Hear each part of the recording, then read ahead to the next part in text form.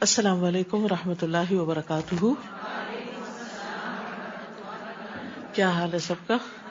الحمدللہ. نحمده ونصلی علی رسولہ الکریم. اما بعد فاعوذ باللہ من الشیطان الرجیم. بسم اللہ الرحمن الرحیم. رب اشرح لی صدری ویسر لی امری واحلل عقدۃ من لسانی یفقہوا قولی. طالب علم کے لیے مرحبا، ویلکم.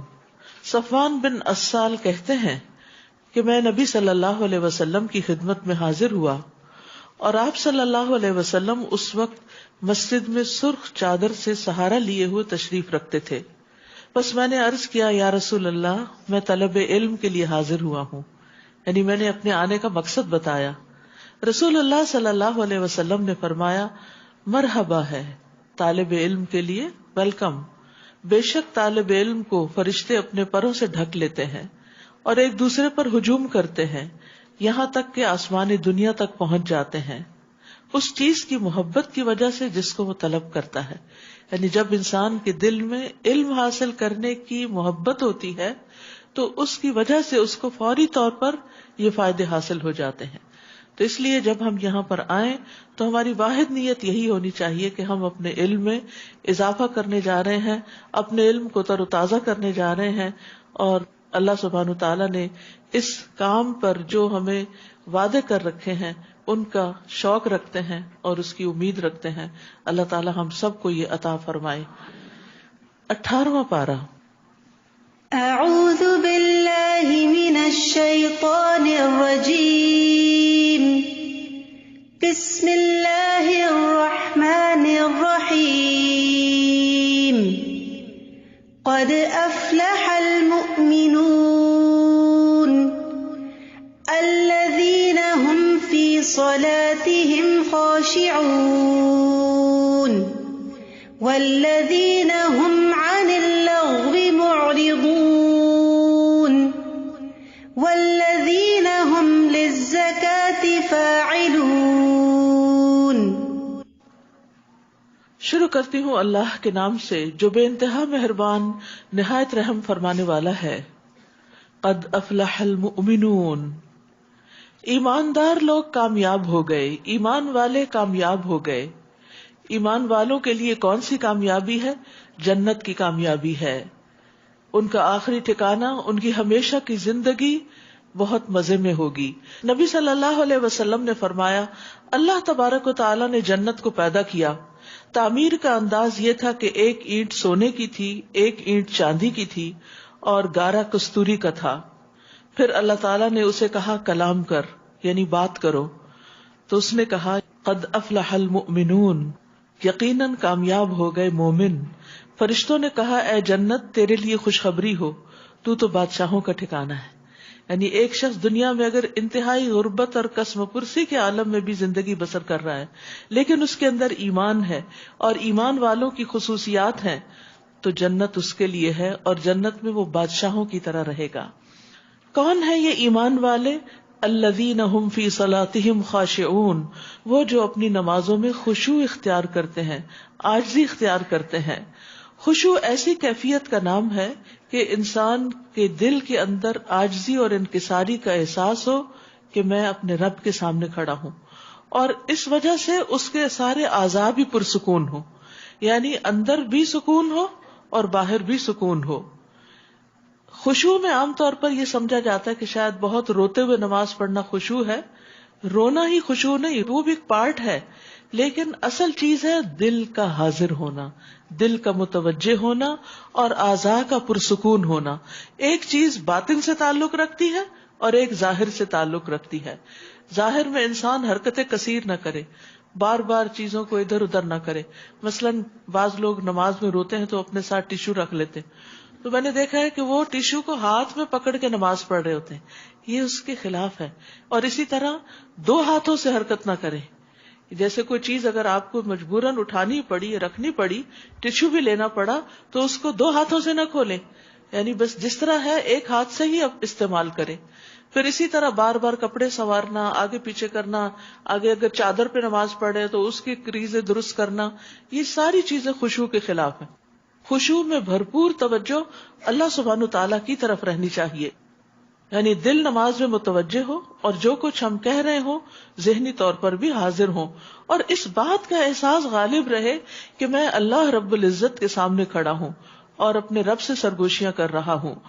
نماز خشوع کے بغیر ایسی ہی ہے جیسا کہ روح کے بغیر جسم، یعنی ایک لاشا سا ہے، ایک ڈھانچہ سا ہے جس کے اندر کوئی جان نہیں اگر نماز کے اندر خشوع نہ ہو۔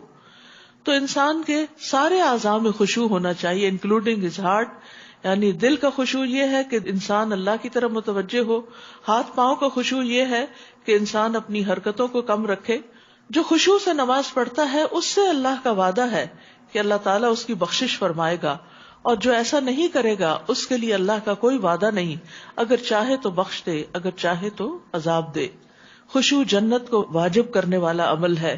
رسول اللہ صلی اللہ علیہ وسلم نے فرمایا، جو شخص اچھی طرح وضو کرے پھر خشوع و خضوع کے ساتھ متوجہ ہو کر 2 رکعت نماز ادا کرے تو اس کے لیے جنت واجب ہو جائے گی۔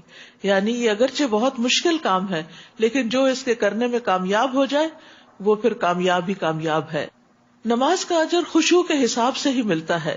رسول اللہ صلی اللہ علیہ وسلم نے فرمایا، بے شک بندہ نماز پڑھتا ہے اور ہر آدمی کا اجر مختلف ہوتا ہے، اور اس کے لیے اس کی نماز کا 10واں حصہ، 9واں حصہ، 8واں حصہ، 7واں حصہ، 6واں حصہ، 5واں حصہ، 4تھا حصہ، تہائی حصہ یا آدھا حصہ لکھا جاتا ہے۔ یعنی جتنے % خشوع ہوگا اتنے % ہی اس کا اجر لکھا جائے گا۔ اور نبی صلی اللہ علیہ وسلم نے یہ بھی فرمایا کہ اس امت سے سب سے پہلے خشوع اٹھا لیا جائے گا، حتیٰ کہ ان میں تمہیں ایک بھی خشوع والا آدمی نظر نہ آئے گا۔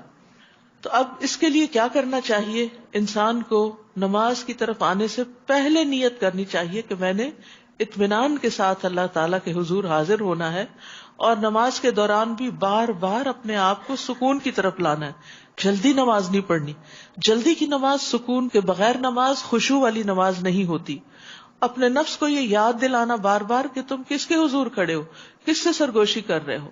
پھر اسی طرح جیسے سورۃ فاتح پڑھتے ہوئے اللہ تعالیٰ کے جواب کو ذہن میں رکھنا، جیسے الحمدللہ رب العالمین جب انسان کہتا ہے تو اللہ تعالیٰ 7 آسمانوں کے اوپر سے فرماتا ہے میرے بندے نے میری حمد کی۔ لیکن اگر ہم تیزی سے جواب کا انتظار ہی نہیں کرتے، اس پڑھے ہی چلے جاتے تو یہ خشوع کے خلاف ہے۔ انسان الرحمن الرحیم کہتا ہے تو اللہ تعالیٰ فرماتا ہے میرے بندے نے میری ثنا کی۔ جب تم کہتے ہو مالک یوم الدین تو اللہ تعالیٰ فرماتا ہے میرے بندے نے میری بزرگی بیان کی۔ کیا تم نہیں جانتے کہ جب تم کہتے ہو ایاک نعبد و ایاک نستعین تو اللہ تعالیٰ فرماتا ہے یہ میرے اور میرے بندے کے درمیان آد و آد ہے۔ کیا تم نہیں جانتے کہ جب تم کہتے ہو اہدنا الصراط المستقیم تو اللہ تعالیٰ فرماتا ہے یہ میرے بندے کے لیے ہے، میں نے اسے دے دیا جو اس نے مانگا۔ یعنی جب یہ دعا قبول ہوتی ہے جب ہم آرام سے نماز ادا کر رہے ہوں۔ تو بہرحال انسان جب اپنے آپ کو عاجز کرتے ہوئے اللہ کے حضور کہ وہ بادشاہ ہے میں اس کے سامنے کھڑا ہوں تو کافی حد تک انسان کے اندر خشوع پیدا ہوتا ہے۔ اور دوسرا یہ کہ دنیا کی چیزیں ہمیں بار بار یاد آتی ہیں تو اس وقت سوچیں کہ یہ مچھر کے پر کے برابر بھی نہیں، میں اس کے بارے میں کیوں سوچ رہی ہوں، میں اپنے رب کی طرف کیوں نہ متوجہ رہوں۔ اللہ تعالی ہم سب کو نصیب کر دے۔ والذین هم عن اللغو معرضون، اور وہ جو بےہودہ باتوں سے دور رہتے ہیں۔ یاد رکھیے نماز میں خشوع تبھی آتا ہے جب انسان عام زندگی میں بےہودہ باتوں سے بچتا ہے، یعنی نماز سے پہلے کی جو کیفیت ہوتی ہے وہ نماز میں ریفلیکٹ کرتی ہے۔ اگر آپ نماز سے پہلے غصے کی حالت میں ہیں اور کسی کو ڈانٹ ڈپٹ کے آئے ہیں، یا نماز سے پہلے آپ نے کسی کو مارا ہے، یا اس سے پہلے آپ نے کوئی جھوٹ بولا ہے، تو سوال ہی پیدا نہیں ہوتا کہ آپ کی نماز میں خشوع پیدا ہو۔ اس کے لیے ضروری ہے کہ انسان اللہ تعالیٰ کی طرف راغب ہونے کے لیے اپنے آپ کو اور خصوصاً اپنی زبان کو اور اپنے ایکشنز کو لغو سے، بےہودہ فضول چیزوں سے بچائے۔ لغو وہ چیزیں ہوتی ہیں جن میں کوئی فائدہ نہیں ہوتا، تو جو شخص لغو سے بچتا ہے پھر وہ حرام سے بھی بچتا ہے، پھر وہ اس سے بڑے گناہوں سے بھی بچتا ہے۔ نبی صلی اللہ علیہ وسلم اللہ سبحانہ تعالیٰ کا ذکر کثرت سے کیا کرتے تھے، لا یعنی گفتگو نہیں کرتے تھے، نماز لمبی پڑھتے، خطبہ مختصر دیتے۔ اور اسلام کا حسن یہ ہے، من حسن اسلام المرء ترکہ ما لا یعنیہ، کہ انسان بے فائدہ چیزوں کو چھوڑ دے۔ حدیث میں آتا ہے ایک نماز کے بعد دوسری نماز کہ ان کے درمیان کوئی لغو نہ ہو، علیین میں اندراج کا باعث ہے، یعنی انسان کے اعمال نامہ پھر علیین میں درج ہوتا ہے اور وہ بلند لوگوں میں لکھا جاتا ہے۔ والذین هم للزکاۃ فاعلون، اور وہ جو زکوٰۃ ادا کرتے ہیں، مال کی زکوٰۃ بھی ادا کرتے ہیں اور اپنے نفس کا بھی تزکیہ کرتے ہیں، یعنی حصی اور مانوی دونوں اعتبار سے. والذین هم لفروجہم حافظون، اور وہ جو اپنی شرمگاہوں کی حفاظت کرتے ہیں سوائے اپنی بیویوں اور کنیزوں کے جو ان کے قبضے میں ہوں، کیونکہ ان کے معاملے میں ان پر کوئی ملامت نہیں.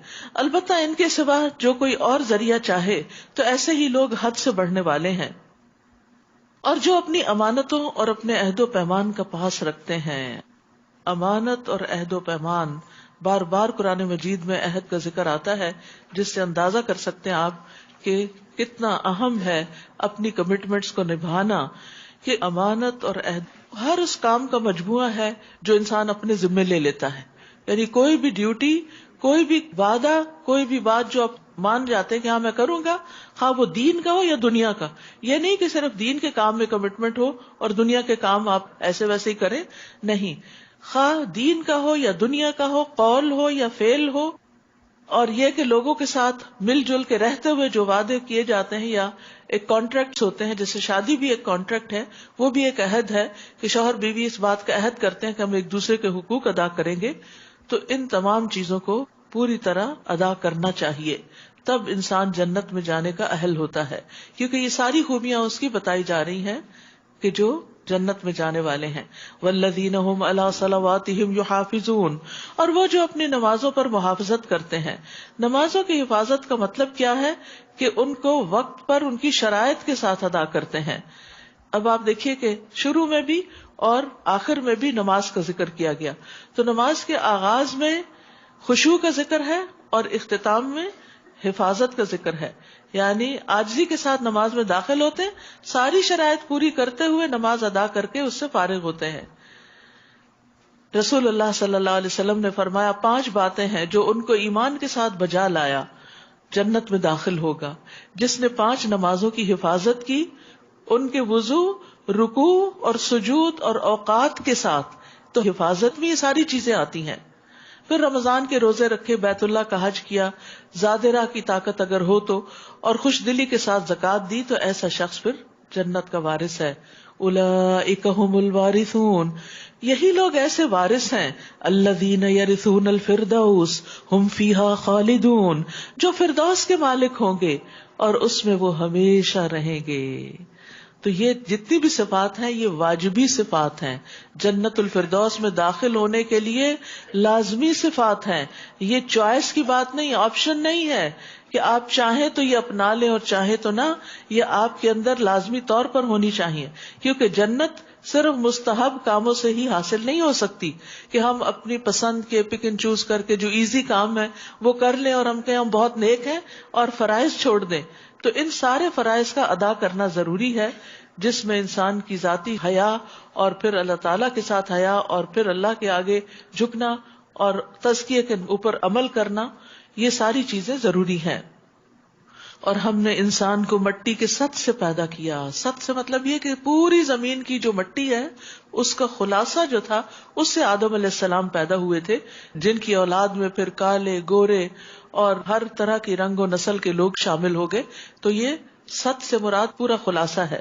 پھر ہم نے اسے ایک محفوظ مقام رحم مادر میں نطفہ بنا کر رکھا، پھر نطفہ کو لوتھڑا بنایا، پھر لوتھڑے کو بوٹی بنایا، پھر بوٹی کو ہڈیاں بنایا، پھر ہڈیوں پر گوشت چڑھایا، پھر ہم نے اسے ایک اور ہی مخلوق بنا کر پیدا کر دیا.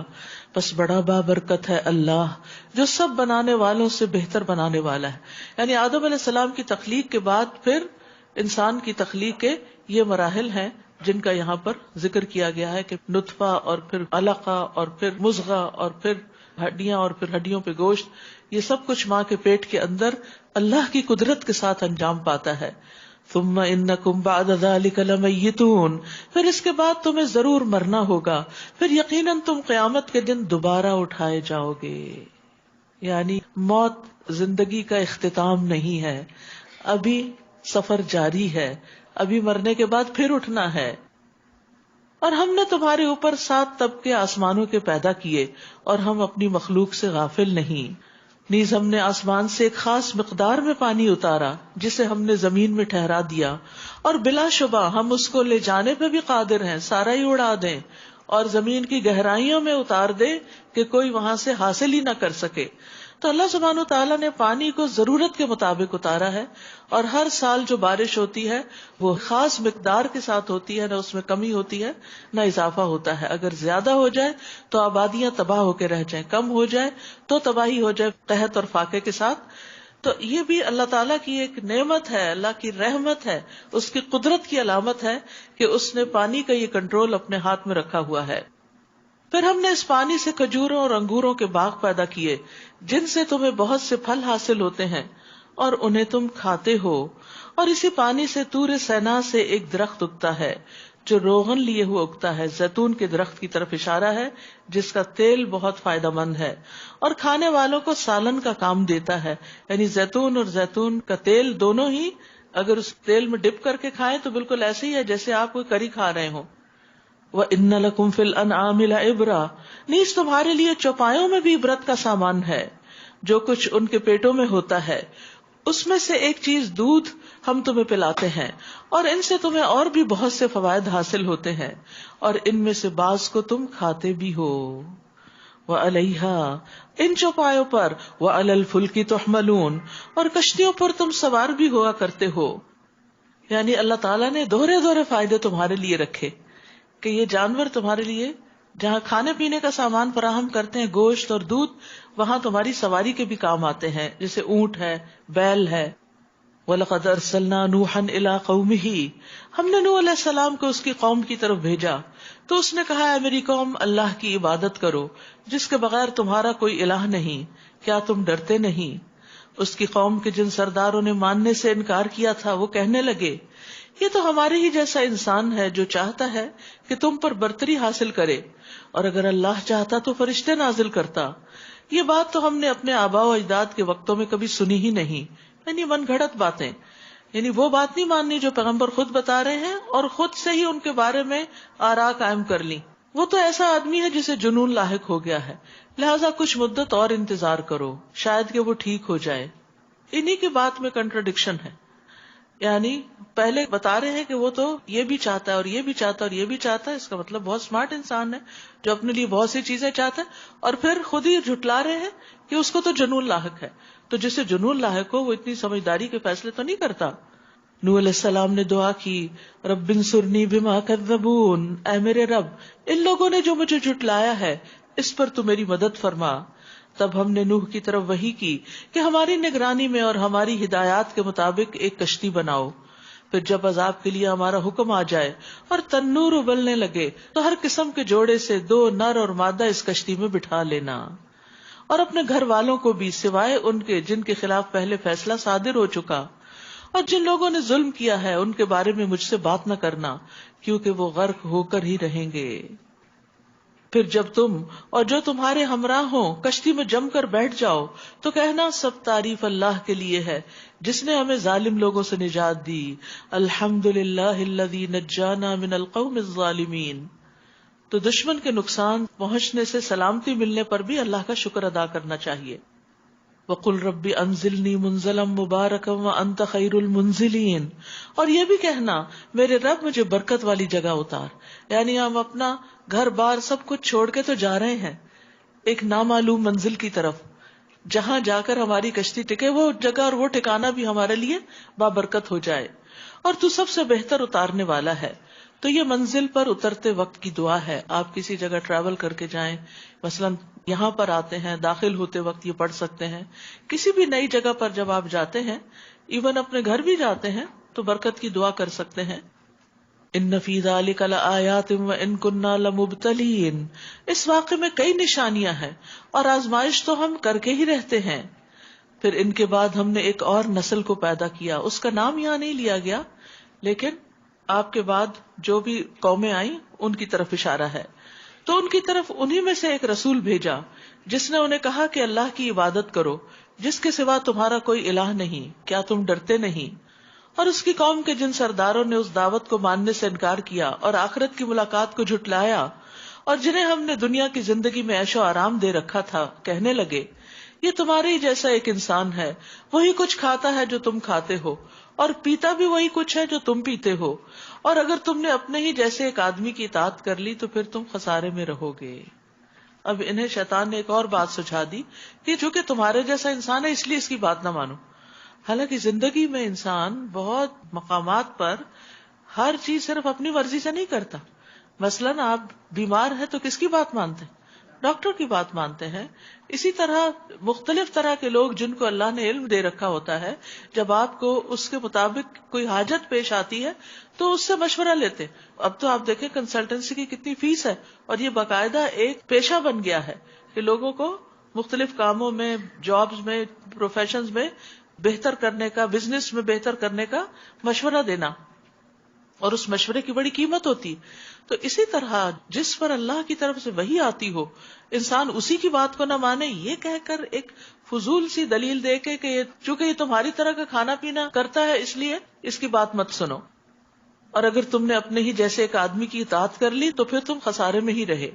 کیا تمہیں وہ یہ کہتا ہے کہ جب تم مر جاؤ گے اور مٹی اور ہڈیاں بن جاؤ گے تو تم دوبارہ اٹھائے جاؤ گے؟ یعنی آخرت پر یقین نہیں رکھتے تھے، یہ ان کے لیے بڑی اچنبے کی بات تھی۔ یہ بات تو بعد از عقل اور بعید از قیاس ہے جس کا تمہیں وعدہ دیا جا رہا ہے۔ زندگی تو بس یہی دنیا کی زندگی ہے، ہم مرتے ہیں اور جیتے ہیں، اور ہم ہرگز اٹھائے نہیں جائیں گے۔ اور آج بھی یہ سوچ بہت پائی جاتی ہے کہ بس زندگی یہی دنیا کی زندگی ہے، مرنے کے بعد دوبارہ کوئی جی نہیں اٹھے گا۔ یہ ایک ایسا آدمی ہے جس نے اللہ پر جھوٹ باندھا ہے، اور کبھی ہم اس کی بات نہیں مانیں گے۔ اس رسول نے دعا کی، رب انصرنی بما کذبون، اے رب ان لوگوں نے جو مجھے جھٹلایا ہے تو اس پر میری مدد فرما۔ اللہ تعالیٰ نے فرمایا تھوڑے ہی عرصے بعد یہ اپنے کیے پہ پچھتانے لگیں گے۔ چنانچہ ٹھیک حق کے مطابق ایک ہیبت ناک چیخ نے انہیں آ لیا تو ہم نے انہیں خس و خاشاک بنا کے رکھ دیا، سو ظالم لوگوں کے لیے پھٹکار ہی پھٹکار ہے۔ پھر ان کے بعد ہم نے کئی اور قومیں پیدا کی۔ کوئی بھی قوم نہ اپنے وقت سے پہلے ختم ہوئی اور نہ اس وقت کے بعد ٹھہر سکی۔ پھر اس کے بعد ہم نے پے در پے اپنے رسول بھیجے، جب بھی کسی قوم کے پاس اس کا رسول آتا تو وہ اسے جھٹلا دیتے، تو ہم ایک قوم کے بعد دوسری قوم کو ہلاک کرتے رہے تاکہ انہیں افسانے بنا دیا۔ سو ان لوگوں پر پھٹکار ہو جو ایمان نہیں لاتے۔ پھر ہم نے موسیٰ اور اس کے بھائی ہارون کو معجزے اور روشن دلیل دے کے بھیجا فرعون اور اس کے سرداروں کی طرف، تو وہ اکڑ گئے، اور وہ تھے ہی سرکش لوگ۔ کہنے لگے کیا ہم اپنے ہی 2 آدمیوں پر ایمان لائیں جبکہ ان کی قوم ہماری غلام ہے؟ وہاں کھانے پینے کا ایشو تھا، یہاں غلامی کا آ گیا کہ ان کی قوم چونکہ ہماری غلام ہے اس لیے ہم ان کی بات نہیں مانیں گے۔ تو یہ بودھی دلیلیں ہیں کسی کی بات نہ سننے کی۔ یعنی جب انسان اپنی خواہشات پہ عمل کرنا چاہتا ہے تو حق بات کرنے والے کے بارے میں کوئی نہ کوئی ایسی بات نکال لیتا ہے کہ جس سے اس کی بات ہی کو رد کر دیا جائے، تاکہ اپنے آپ کو جسٹیفائی کر سکے کہ ہم اس لیے اس کی بات نہیں مان رہے۔ سوچنا یہ چاہیے کہ کسی بھی انسان کی جو مخلص ہو کر آپ کو کوئی حق کی بات کر رہا ہو، نصیحت کر رہا ہو، اور آپ سمجھ بھی رہے ہو کہ یہ بات صحیح کر رہا ہے، لیکن آپ صرف کسی خود ساختہ ریزن کی بنا پر اس کو جھٹلا دیں، اس کی بات کو جھٹلا دیں، تو اس کا کوئی نقصان نہیں ہوگا، یہ جھٹلانے والے کا ہی ہوگا۔ چنانچہ انہوں نے ان دونوں کو جھٹلا دیا تو وہ بھی ہلاک ہونے والوں میں شامل ہو گئے۔ اور ہم نے موسیٰ کو کتاب اس لیے دی تھی کہ لوگ اس سے رہنمائی حاصل کریں، اور ہم نے عیسیٰ ابن مریم کو اور اس کی والدہ کو ایک نشانی بنایا اور ایک ایسے ٹیلے پر جگہ دی جو اطمینان بخش تھی، اور وہاں چشمہ بھی موجود تھا۔ یعنی خاص طور پر ان پر جو انعامات کیے ان کا بھی ذکر ہے یہاں۔ یا ایھا الرسل، سب رسولوں کا ذکر کر کے اجمالی طور پر، مختصر طور پر، پھر سب کو خطاب ہے، کلوا من الطیبات واعملوا صالحا انی بما تعملون علیم۔ سارے پیغمبروں کو یہ ہدایت کی گئی، کیا؟ اے پیغمبروں کی جماعت، پاکیزہ چیزیں کھاؤ اور نیک اعمال کرو، اور جو کچھ تم کر رہے ہو اسے میں خوب جانتا ہوں۔ یاد رکھیے رزق حلال نیک کاموں میں مددگار ہوتا ہے۔ جب انسان کا کھانا حلال ہو جاتا ہے تو اس کی عبادت میں بھی خشوع پیدا ہو جاتا ہے، اور جب انسان کھانے میں اسراف برتتا ہے، غلط چیزیں کھاتا ہے جو اس کی صحت کے لیے نقصان دہ ہوتی ہیں، تو پھر کیا ہوتا ہے؟ انسان کسی کام کا نہیں رہتا، عبادت کے قابل نہیں رہتا۔ تو رزق میں طیب کا اہتمام بھی ضروری ہے۔ رسول اللہ صلی اللہ علیہ وسلم نے فرمایا اگر تم میں 4 خصائل پائے جاتے ہیں تو تمہیں دنیا کے کسی فائدے سے محرومی کا کوئی افسوس نہیں ہونا چاہیے۔ امانت کی حفاظت، سچی بات حسن فطرت تو رزق کی پاکیزگی، یعنی اگر رزق پاک ہو تو پھر تم فکر نہ کرو، بہت بڑا مارکا ہے یا بہت بڑی تم نے ایک چیز اکمپلش کر لی ہے اور بہت بڑے امتحان میں کامیاب ہو گئے ہو، کیونکہ انسان اپنی کمائی کا ایک بڑا حصہ کھانے پر ہی استعمال کرتا ہے. لباس تو سال میں ایک آدھ دفعہ بنتا ہے، یا اسی طرح باقی کوئی آپ چیزیں مہینے میں قسط پے کرتے ہیں، کوئی 6 مہینے میں کرتے ہیں، لیکن کھانا تو روز کا کام ہے، کھانے پر تو ڈیلی سپینڈ کر رہے ہوتے ہیں.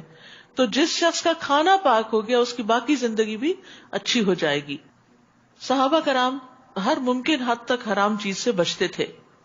نبی صلی اللہ علیہ وسلم بھی بعض اوقات کھانے کی تحقیق کرتے تھے کہ یہ کہاں سے آیا ہے، کیا حلال ہے یا نہیں.